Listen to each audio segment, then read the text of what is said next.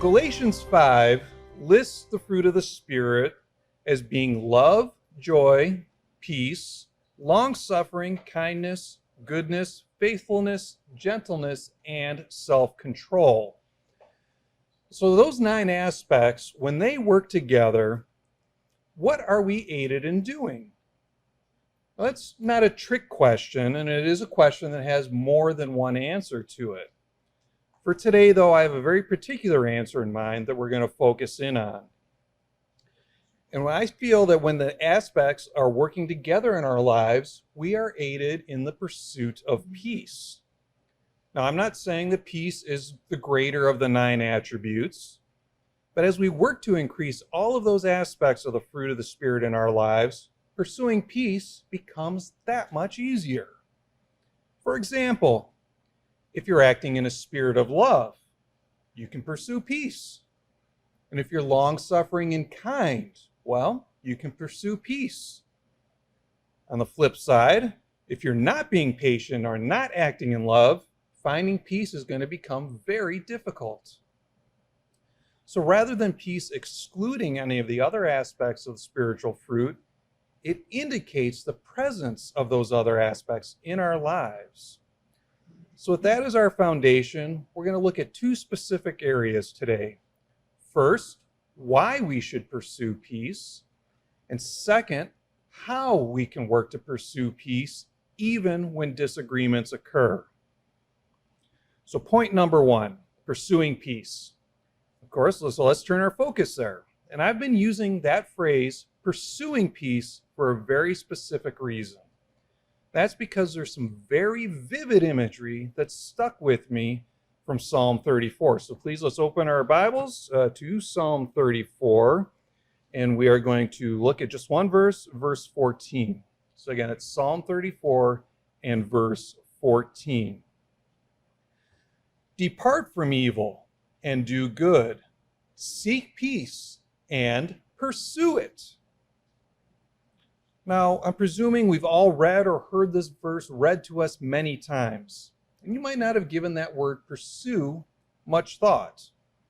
But when you dig into the underlying Hebrew that's for the word that's translated pursue, you begin to realize its importance. And by way of explanation, I'm going to quote what the Barnes commentary had to say on this verse, actually in that section of that verse. And pursue it, follow after it, make it an object of desire, and put forth constant efforts to live in peace with all human beings. There can be no doubt that this is appropriate advice to one who wishes to lengthen out his days. In other words, this is not a passive thing that we're to be engaged in. If we see an opportunity to create or promote peace, we don't simply watch it walk by down the street and hope it stops in for a cup of coffee. No, we're to chase it down and actively engage it. Now, for me, this sets this instruction more firmly in my mind. It's not just a static bit of text that we are reading. It's literally a moving picture. And this is also then, that picture is painting the idea that this is something we should be doing. But why? Why should we pursue peace? Well, we have that answer for us right next door in the book of Proverbs.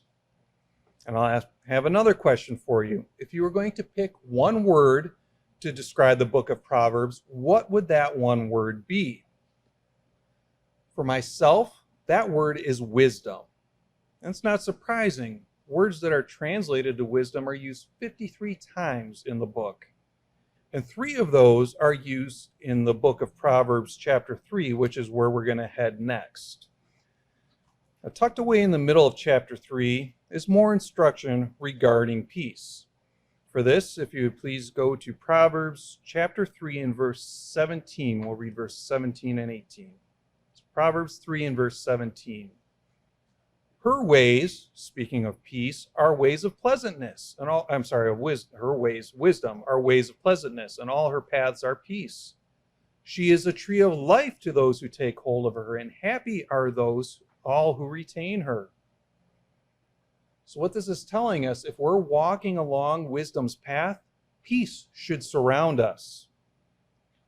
Matthew Henry commentary adds, there is not only peace in the end, but peace in the way. So peace is not just the destination. It's not something we're shooting for. It's part of the journey that we're undertaking.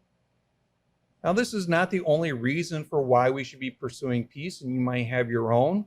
But for me, I find this to be one of the most compelling reasons. But whatever the reason is, hopefully we've all decided that pursuing peace is something that we should be doing. So that takes us to our second point, how to pursue peace. One scripture you might think of in context of pursuing peace, especially when it's difficult, is Romans 12 and verse 18. And you don't need to turn there. I'll just paraphrase it. And in that verse, we're told to pursue peace with all men. That verse doesn't say that we're going to be guaranteed success or that it's going to be easy. In fact, the very first part of that verse states, if it be possible. Of course, if everyone around you has a peaceable disposition, well, it becomes a very easy instruction for us to follow. However, when, and of course, yes, this is a when, not an if, we run into someone who isn't walking that same path, or perhaps that sandpaper person who's in your life that just keeps getting at you, pursuing peace becomes a more difficult proposition. So to help in that situation, I have two approaches that you can use. The first is to assume the best in others. And the second is to avoid applying dismissive or derogatory labels.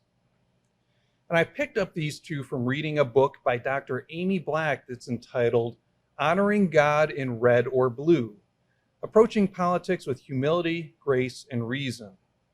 So obviously her book is very much focused on politics and the back and forth that can happen between the two sides. But the ideas that she puts forth can serve us in any type of disagreement we run into. So our first step in how to pursue peace is assuming the best in others. And this, at its core, is a very simple premise. In any discussion, whether it's a conflict or not, we need to treat the other person and hear them the same way that we hope that they're going to do for us. We need to treat them the way that we want to be treated. In other words, we're applying the golden rule from Matthew 7:12. In that vein, Dr. Black states the following, and I quote, "If we enter debates with the assumption that our opponents are sincere and acting in good conscience, even if we think they are wrong, this opens a path for extending charity and respect." Not surprisingly, we can find support for this idea of assuming the best in others in the Bible. Please turn with me over to Philippians in chapter 2. In this, here, Paul is encouraging the church at Philippi, and by extension us, to continue to be joyful and loving. Of course, that's something that's much easier to do when you're living peaceably with one another. So let's focus in on Philippians chapter 2 and verse 3. "Let nothing be done through selfish ambition or conceit, but in lowliness of mind, let each esteem others better than himself."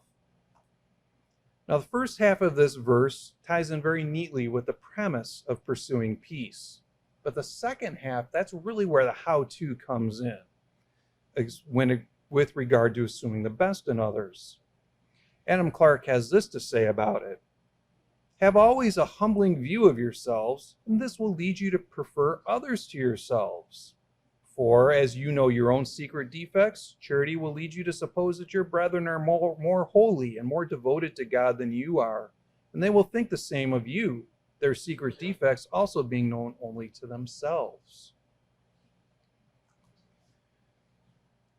Assuming the best in others gives us a starting point in pursuing peace. And it's also a great place to start in any conversation. Still, things could still turn into a strongly heated disagreement. And that's where we have our second approach that we can apply, which is avoiding applying labels. Because we might be tempted to just toss a demeaning label out, especially if they've been throwing jabs of their own. It might just be something you're thinking in your own mind of, what your opinion of that other person is. And once you do that, well, it's easy to just dismiss them out of hand and tune out what they're saying. But if we've done that, we've lost the pursuit of peace.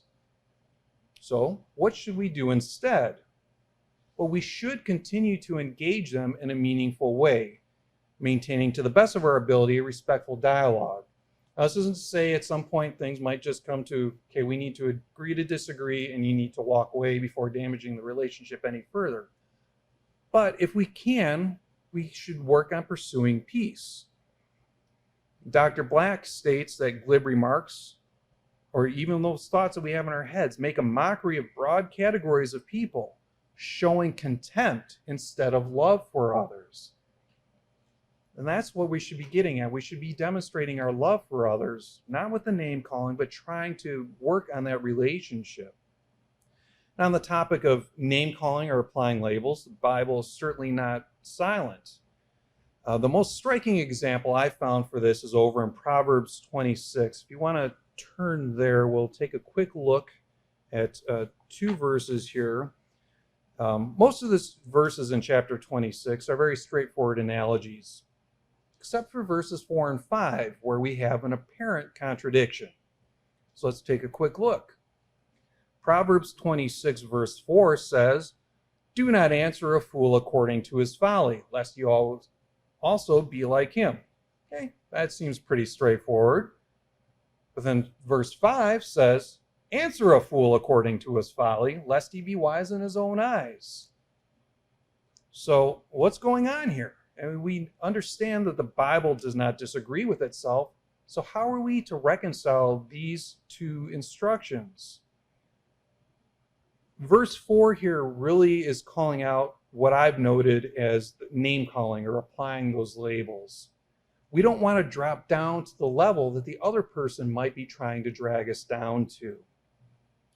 Whatever words might come from their mouth, if we answer in the same way, we've become like them, a fool, and given up the pursuit of peace. Verse 5, on the other hand, is referring to a word fitly spoken, whereby we can gently, and I stress gently, correct a misunderstanding or a mistruth. If we handle this appropriately and we're able to maintain a calm and humble approach, we will sustain our pursuit of peace. Of course, there's no guarantee that we're going to win the other person over at that time, but we will leave the door open to amicably agree to disagree. If not, give them something to think about. Now, fortunately, these two approaches that we have, assuming the best in others and avoiding applying labels, are easy concepts that we can keep in mind as we work to pursue peace. When we do this, we walk wisdom's path. This creates a peaceful environment for us and everyone around us. Now, the pursuit of peace will not be easy, and it might be tempting to give up when the going gets hard. But we do have encouragement from Christ to continue on, because he stated that peacemakers are blessed and will be called sons of God. Now, what a wonderful name that would be to have applied to you. Now, in that light, I know I'm certainly going to try to foster peace where I can, in my family, at church, and everyday interactions. I hope you will all join this effort as well. Individually, what we're doing might seem small, but there is a larger payoff. If we can work together in unity to create peace, that peace can grow and spread. That will help create a calm and positive environment, not just for ourselves, but for others. It will also give a taste of the perfect peace that God will one day restore here on this earth. So let's all work on this as our hymnal describes it. Let's all seek peace and pursue it earnestly.